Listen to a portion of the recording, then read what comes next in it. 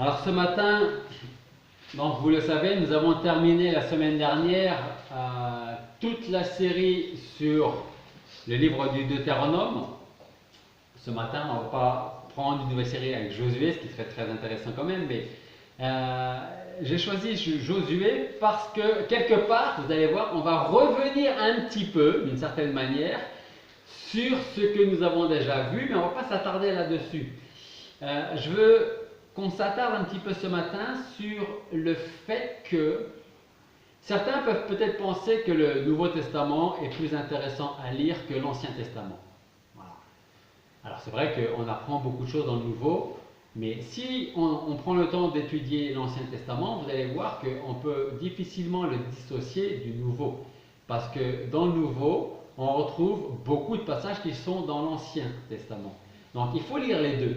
Alors c'est vrai, je vous l'accorde que quand vous tombez sur certains livres, comme le livre des Nombres dans l'Ancien Testament, et que vous devez lire les généalogies de un tel jusqu'à un tel, parfois les noms sont difficilement prononciables. Quand on est tout seul, ça va. Quand si c'est moi qui dois prêcher et que je dois lire toute une généalogie avec des noms un peu difficiles à prononcer, voilà, je prie un peu avant pour pouvoir prononcer les noms comme il faut. Enfin, je vous dis ça pourquoi? Je vous dis ça parce que c'est pas plus intéressant de lire le Nouveau que de lire l'Ancien Testament. Les deux sont intéressants parce que les deux livres, l'Ancien comme le Nouveau Testament, parlent de Jésus-Christ. Est-ce que vous savez que dans tous les livres de l'Ancien Testament, à un moment ou à un autre, il est question de Jésus-Christ? Est-ce que vous le saviez ça? Voilà. Donc c'est pour ça que c'est tout aussi intéressant d'étudier l'Ancien Testament, parce qu'on retrouve des idées, des images, ce qu'on appelle des types de Jésus-Christ, à travers par exemple David, à travers Moïse, comme on a pu le voir, à travers Josué, à travers aussi Joseph, à travers Rahab. Quelqu'un a entendu parler de Rahab? Alors, si vous avez juste entendu parler de Rahab, levez la main. Voilà. Donc, quelques-uns. Ok? Donc, on va parler de Rahab en Josué, chapitre 2, et nous allons lire ensemble ce chapitre. Josué, donc, chapitre 2. Josué, fils de Nun, envoya secrètement de Sittim 2 espions en leur disant. Alors vous allez voir que ce qu'on va lire, ça va vous revenir à l'esprit, hein, c'est ce qu'on a vu pendant 8 mois. Hein. Allez examiner le pays et Jéricho. Ils partirent donc et vinrent dans la maison d'une courtisane, si vous préférez selon votre version chez une prostituée, nommée Rahab, et ils couchèrent là. Et l'on dit au roi de Jéricho, voici des hommes sont venus ici cette nuit d'entre les enfants d'Israël pour explorer le pays. Le roi de Jéricho envoya dire à Rahab, fais sortir les hommes qui sont venus chez toi, qui sont entrés dans ta maison, car ils sont venus pour explorer tout le pays. Mais la femme avait pris les 2 hommes et les avait cachés, et elle dit, il est vrai que ces hommes sont venus chez moi, mais je ne savais d'où ils étaient. Et comme la porte allait être fermée sur le soir, ces hommes sont sortis, je ne sais où ils sont allés. Hâtez-vous de les poursuivre, car vous les atteindrez.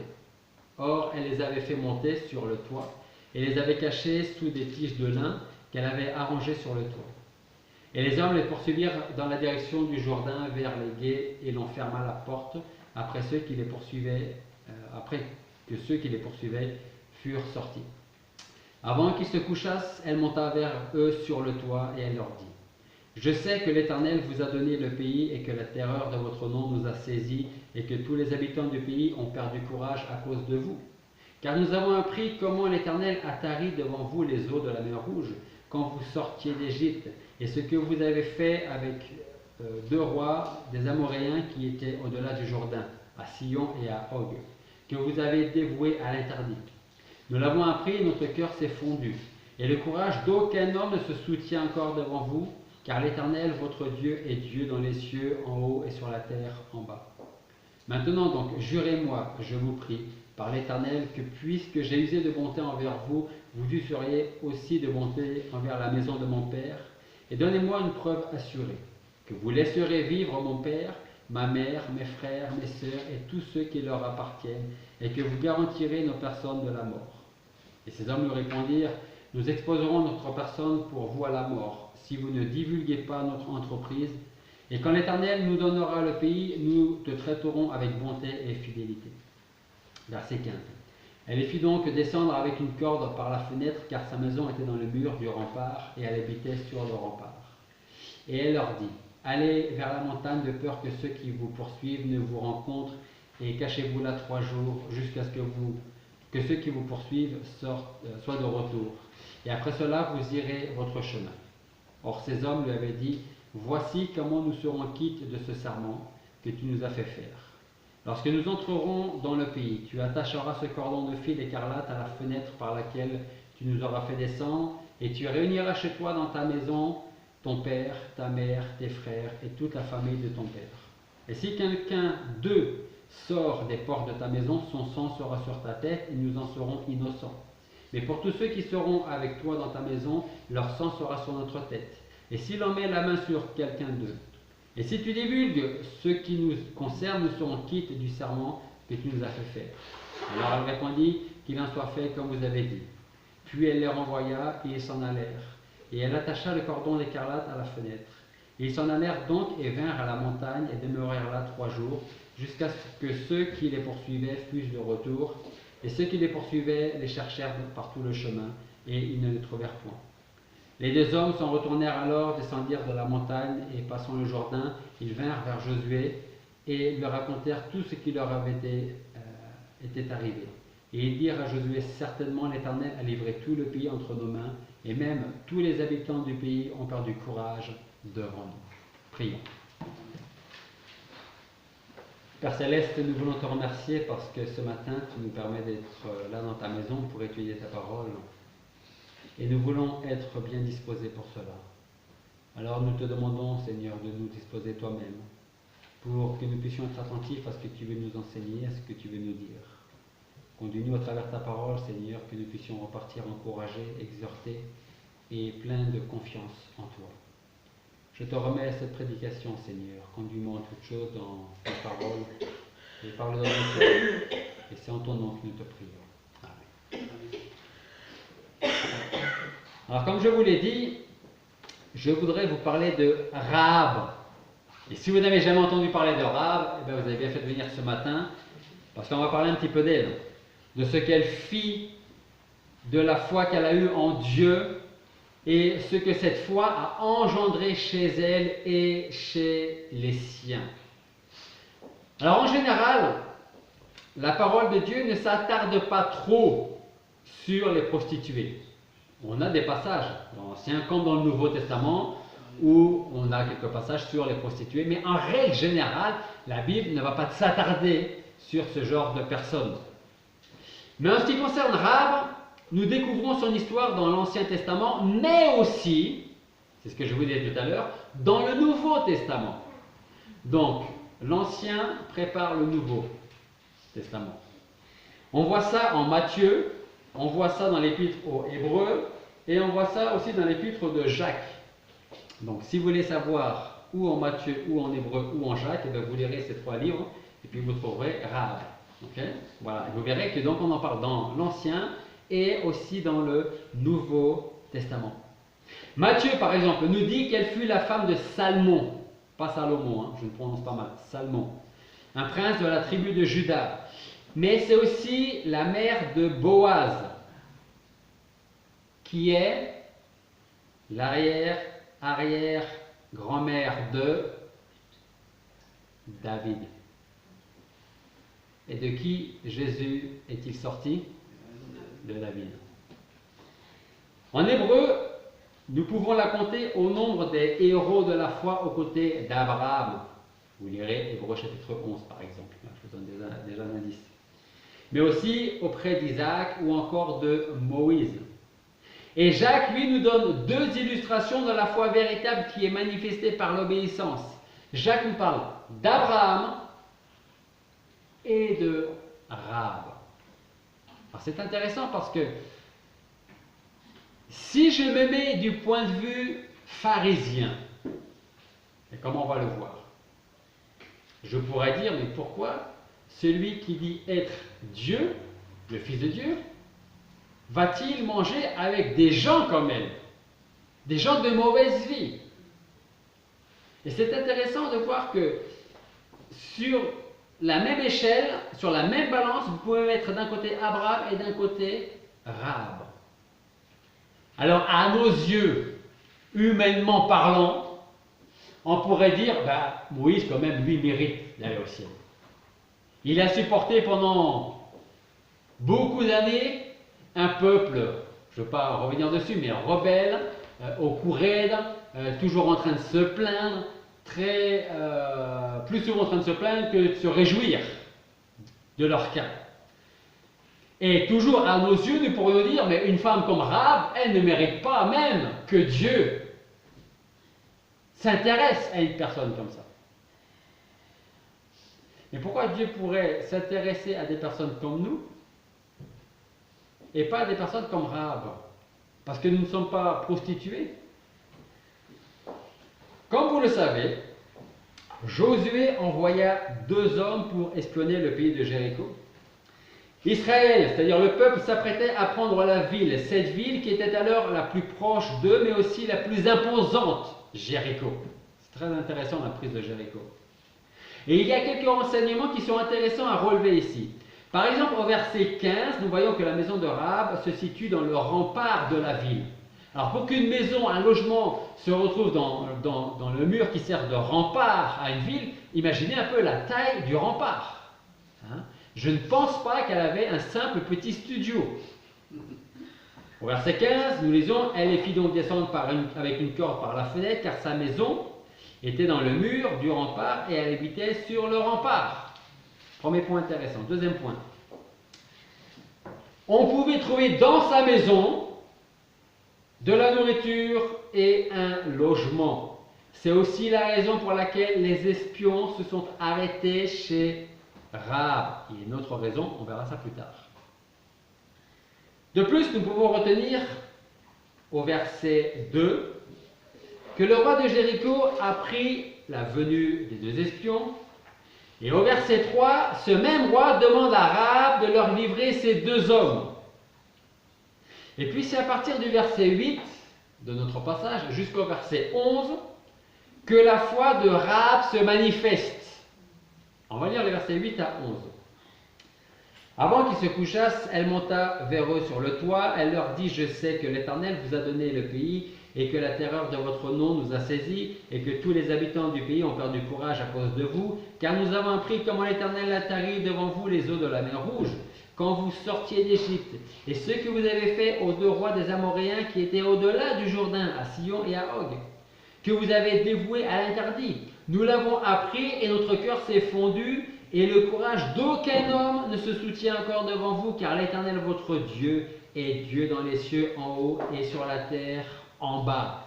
Alors je voudrais ouvrir et refermer une petite parenthèse. Retenez bien ces paroles de Rahab. On sait qui marche devant vous. On connaît votre réputation. C'est-à-dire que le témoignage chez eux et notre témoignage est absolument important, fondamental. Je veux dire que vous allez difficilement pouvoir amener quelqu'un, encourager à amener quelqu'un à l'église si vous avez un mauvais témoignage. C'est normal. Hein? Ou alors la personne dira, je vais aller voir un peu où est-ce qu'il traîne le dimanche matin, parce que vu ce qu'il vit, vu ce qu'il dit, ça va être intéressant. Et il va venir dans avec une mauvaise manière de venir. Puis au verset 12 et 13, nous entendons Rahab invoquer la miséricorde de Dieu. Donc dans les versets 8 à 11, c'est sa foi qui commence à se mettre en œuvre. Et dans les versets 12 et 13, il y a Rahab qui va invoquer la miséricorde de Dieu sur elle, mais aussi sur toute sa maison pour le jour où justement Israël va prendre la ville. Qu'est-ce qu'on lit? Maintenant donc, jurez-moi, je vous prie, par l'Éternel, que puisque j'ai usé de bonté envers vous, vous userez aussi de bonté envers la maison de mon père, et donnez-moi une preuve assurée que vous laisserez vivre mon père, ma mère, mes frères, mes sœurs, et tous ceux qui leur appartiennent, et que vous garantirez nos personnes de la mort. Ce qui est intéressant aussi là, c'est que Rahab ne prie pas que pour elle. Elle ne demande pas la grâce de rester en vie que pour elle, mais aussi pour mon père, ma mère, mes frères, mes sœurs et tous ceux qui leur appartiennent. C'est pour dire qu'il est important de prier pour tous ceux qui nous appartiennent, qui nous sont proches, ou, je dirais, de continuer à prier pour que Dieu leur fasse grâce, comme on va le voir, comme il a fait grâce à Rahab et à sa famille. Et c'est à partir de maintenant que nous allons voir l'image de Christ. Tout d'abord, les deux espions qui se trouvaient avec Rahab leur promettent de lui laisser la vie, à elle et à toute sa famille. En tout cas, à tous ceux qui se trouveront dans la maison de Rahab, pas autre part. Les deux espions disent, il n'y a pas de souci, tant qu'ils sont dans ta maison, on ne touchera pas à leur vie. Par contre, s'ils sortent ou s'ils sont en dehors, on ne répond plus de rien du tout. Et ça, on va venir sur cette importance-là aussi. Versets 14 à 20. Ces hommes lui répondirent, nous exposerons notre personne pour vous à la mort si vous ne divulguez pas notre entreprise. Et quand l'Éternel nous donnera le pays, nous te traiterons avec bonté et fidélité. Et elle les fit donc descendre avec une corde par la fenêtre, car sa maison était dans le mur du rempart et elle habitait sur le rempart. Et elle leur dit, allez vers la montagne de peur que ceux qui vous poursuivent ne vous rencontrent et cachez-vous là 3 jours jusqu'à ce que ceux qui vous poursuivent soient de retour. Et après cela, vous irez votre chemin. Or ces personnes lui avaient dit, voici comment nous serons quittes de ce serment que tu nous as fait faire. Lorsque nous entrerons dans le pays, verset 18, tu attacheras ce cordon de fil écarlate à la fenêtre par lequel tu nous auras fait descendre, tu nous réuniras chez toi, et tu réuniras chez toi dans la maison ton père, ta mère, tes frères, et toute ta famille, la famille de ton père. Et si quelqu'un de sort des portes de ta maison, son sang sera sur sa tête et nous en serons innocents. Mais pour tous ceux qui seront avec toi dans la maison, leur sang sera sur notre tête, si l'on met la main sur quelqu'un d'eux. Et si tu divulgues ce qui nous concerne, nous serons quittes du serment que tu nous as fait faire. C'est le verset 18 qui est intéressant et qu'il faut retenir ici. Pourquoi? Qu'est-ce que Rahab devait attacher à sa fenêtre au verset 18? Un ruban. C'est pas tellement le ruban qui est important. C'est quelle couleur écarlate? C'est un rouge vif. Un rouge vif. Vous savez, oui, vous savez, le hasard n'existe pas. Pourquoi les espions n'ont pas donné un ruban blanc, c'est un peu comme les drapeaux blancs, ou un ruban vert, un ruban noir, un ruban de n'importe quelle autre couleur? Pourquoi un écarlate, un rouge vif? Parce que Dieu fait bien les choses et Dieu nous dit, lisez l'Ancien Testament, parce que dans l'Ancien Testament, on parle aussi de mon Fils Jésus-Christ et là, il nous donne une image. À travers l'histoire de Rahab, on peut retenir 4 vérités. Voici la première. Rahab illustre la miséricorde et la grâce de Dieu envers les pécheurs. Comme je vous l'ai dit tout à l'heure, si ce sont nos cœurs qui devaient choisir entre Abraham ou entre Moïse même, qui a supporté le peuple, ou Rahab, une femme de mauvaise vie, qui, à nos yeux, selon nous, mérite le plus d'aller au ciel, certainement que nous pourrions pencher du côté de Moïse. Parce que Moïse était un homme de Dieu, il a supporté le peuple, il a écouté, il a obéi aux paroles de Dieu. Mais Rahab, est-ce qu'elle a écouté les paroles de Dieu? Est-ce qu'elle y a obéi? Non. Donc, à nos yeux, humainement parlant, nous pouvons dire, je pense que Moïse mérite, entre guillemets, plus le ciel que Rahab. Donc cette première vérité, c'est que Rahab illustre la miséricorde et la grâce de Dieu envers les pécheurs. Parce que si Rahab était une pécheresse à sa façon, Moïse l'était aussi. Mais nous sommes aussi pécheurs. Rahab était pécheresse depuis sa naissance comme n'importe qui. Et aussi par son comportement, sa vie. Et c'est au travers d'elle que l'on voit que Dieu est miséricordieux, que Christ est aussi mort pour des gens qui étaient totalement perdus et sans espoir. Christ est venu appeler et sauver les pécheurs. C'est ce que nous lisons en Matthieu, chapitre 9, versets 10 à 13. Matthieu chapitre 9, versets 10 à 13. Nous lisons: Et voici, Jésus étant à table dans la maison de Matthieu, beaucoup de péagers et de gens de mauvaise vie vinrent et se mirent à table avec Jésus et ses disciples. Les pharisiens, voyant cela, dirent à ses disciples: Pourquoi votre maître mange-t-il avec les péagers et les gens de mauvaise vie?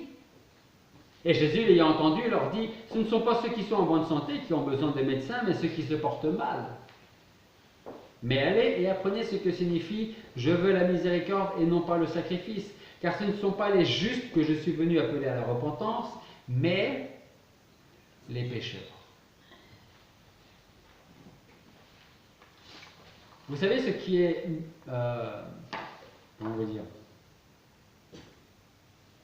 exceptionnel, miraculeux avec le Seigneur? Alors tout est exceptionnel avec lui, hein. On est d'accord. Mais ce qui est miraculeux, c'est sa grâce qui s'étend, qui va atteindre des gens misérables comme Rahab ou comme nous. Sa grâce et sa miséricorde. La deuxième vérité, c'est que Rahab est un exemple de la grâce efficace et spécifique de l'élection. Pourquoi Rahab et sa famille? Pourquoi pas quelqu'un d'autre? Pourquoi Rahab? Pourquoi moi? Pourquoi vous? Pensez-vous vraiment que les espions se sont arrêtés là, dans la maison de Rahab, par hasard? Ils étaient conduits par le Seigneur, par son esprit. C'est l'Esprit de Dieu qui les a conduits chez elle, et à travers les paroles de Rahab, nous pouvons voir et comprendre que son cœur a été éclairé et que son cœur a été changé par Dieu. C'est un des dernières prédications sur le livre du Deutéronome. Dieu changera notre cœur. Et c'est ce qu'il a fait pour Rahab, et c'est ce qu'il va faire pour sa famille également. Sa foi lui a été donnée par Dieu, tout comme la nôtre. Et ce que nous pouvons dire, c'est que Rahab appartenait à Dieu sans qu'elle le sache avant que les espions arrivent. Et ça, c'est important à retenir. Et à travers sa conversion, alors, grâce à sa foi, nous arrivons à peut-être mieux comprendre Jean, chapitre 6, versets 44 et 45, qui nous dit... J'aime beaucoup ce passage, j'aime beaucoup l'évangile de Jean, entre autres. Jean 6, 44 et 45. C'est le Seigneur qui parle. Il dit: Personne, Moïse, David, Joseph, Rahab, sa famille, Albert, vous, n'importe qui, personne ne peut venir à moi. Virgule. Si le Père qui m'a envoyé ne l'attire. Le grec, c'est pour attirer, c'est exactement la même chose, la même action que quand vous allez chercher de l'eau au fond d'un puits avec un seau et une corde. C'est-à-dire, je m'explique, c'est important ça. Je ne sais pas si vous avez déjà eu l'occasion d'aller puiser de l'eau au fond d'un puits, mais vous en avez en tout cas l'image. Okay?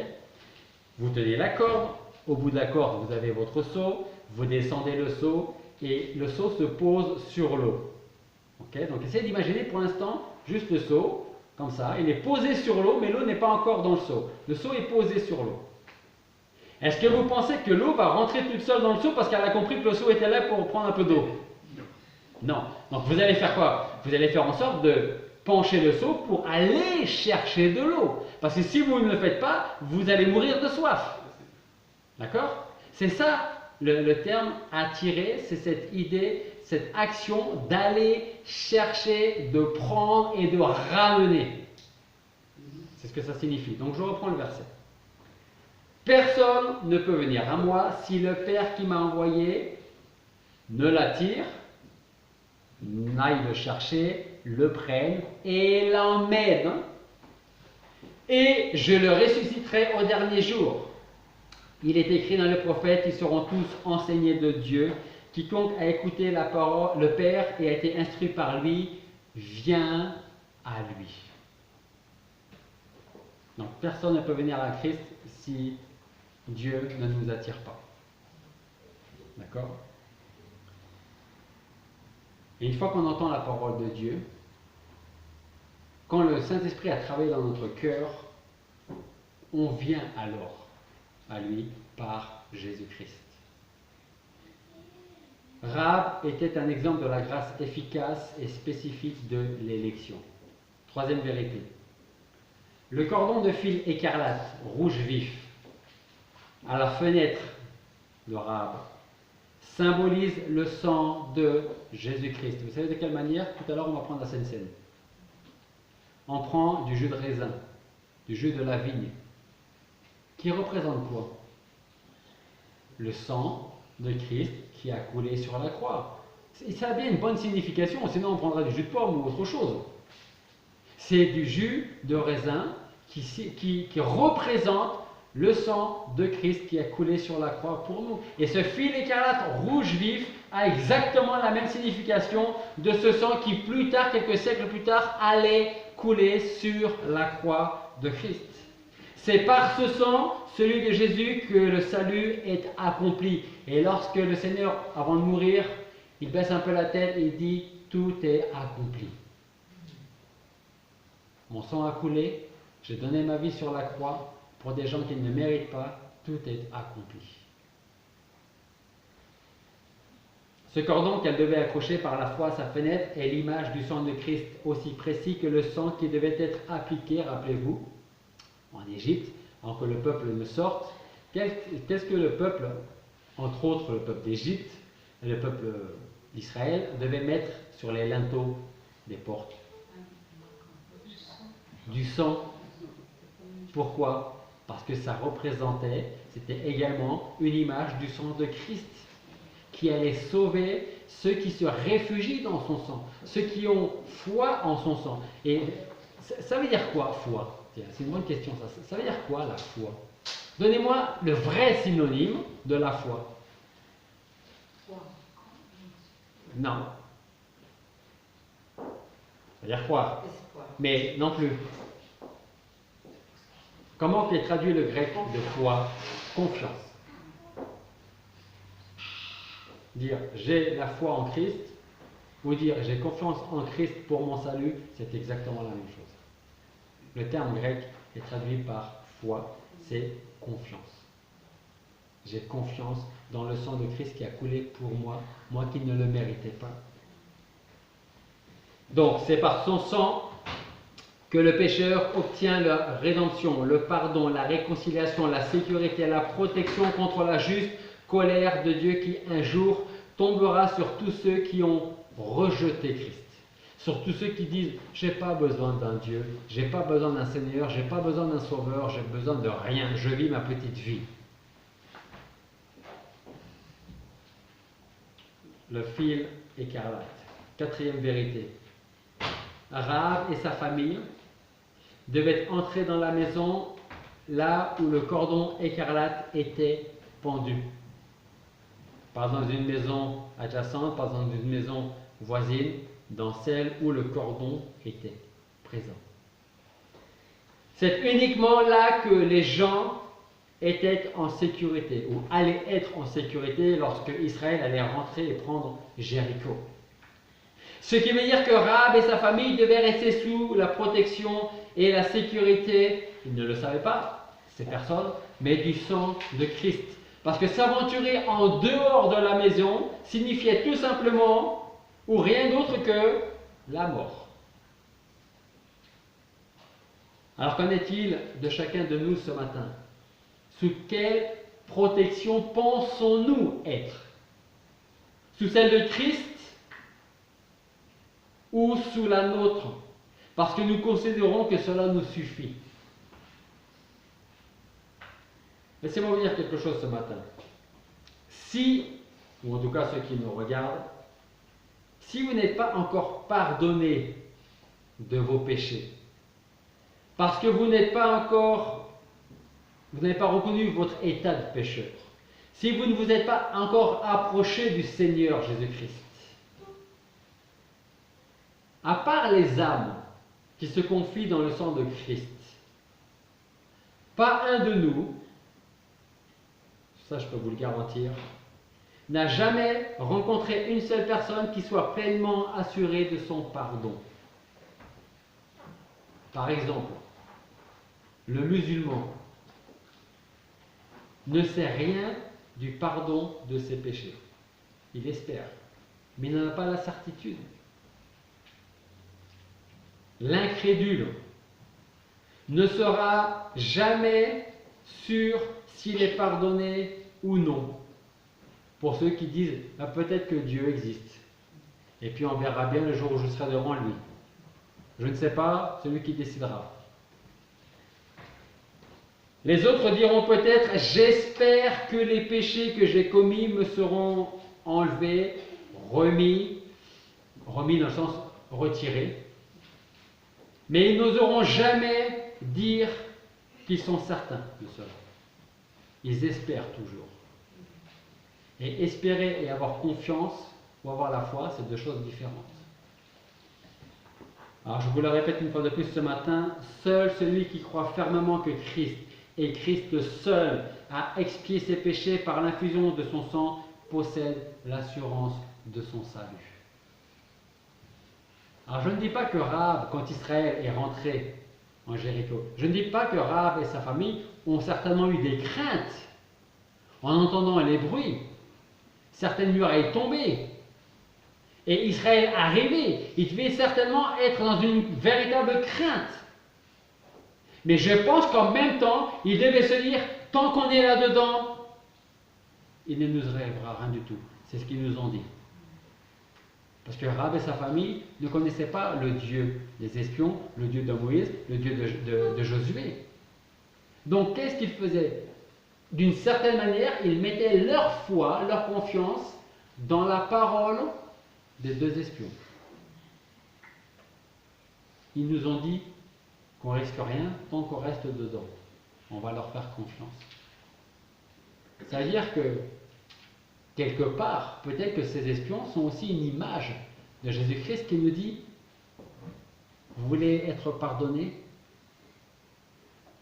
devenu saint devant Dieu, que le fardeau de votre péché ne repose plus sur vous, venez à moi et faites-moi confiance. Il dit ici, venez à moi vous tous qui êtes fatigués et chargés et je vous soulagerai, je vous donnerai du repos.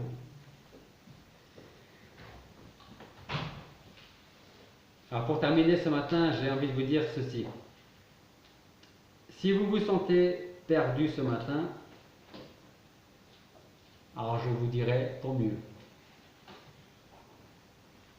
Parce que quand on réalise ou on sent que nous sommes perdus, c'est qu'on commence à voir qu'un peu plus loin là-bas, il y a quelqu'un qui peut nous retrouver. Et on peut se retrouver. Et on peut être pardonné. Et cette personne s'appelle Jésus-Christ. Si vous vous sentez perdu, alors je vous dirai qu'une seule chose, venez à Christ tel que vous êtes et vous serez les bienvenus.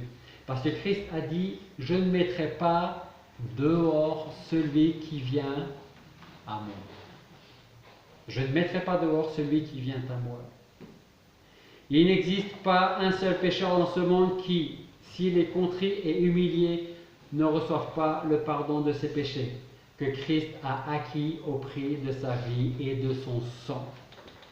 De plus, si vous pensez que votre âme est noire au point que vous pensez que Christ est incapable, impuissant de vous pardonner, parce que vous savez, il y a des gens, il y en a très peu, hein, mais il y a des gens qui vont sincèrement penser, j'ai fait tellement de choses mauvaises, comment Dieu pourrait-il me pardonner? Arrêtons de se poser cette question. Il peut le faire. Sinon, il ne serait pas Dieu. Et quand Christ a dit « tout est accompli », Il dit tout est accompli même pour toi qui penses que je suis incapable de te sauver, vu la vie que tu as menée jusqu'à présent. Et il est capable de le faire. On a un cantique que l'on chante qui nous dit blanc plus blanc que la neige. Hein. Le sang de Christ nous rend blanc, plus blanc que la neige. Notre âme qui était noire, grise, de couleur que vous voulez, mais certainement pas blanche. C'est son sang qui nous lave et qui nous rend plus blanc que la neige. Alors je voudrais vous laisser avec ces quelques paroles d'un cantique pour qu'elles deviennent peut-être le cri de secours de votre âme.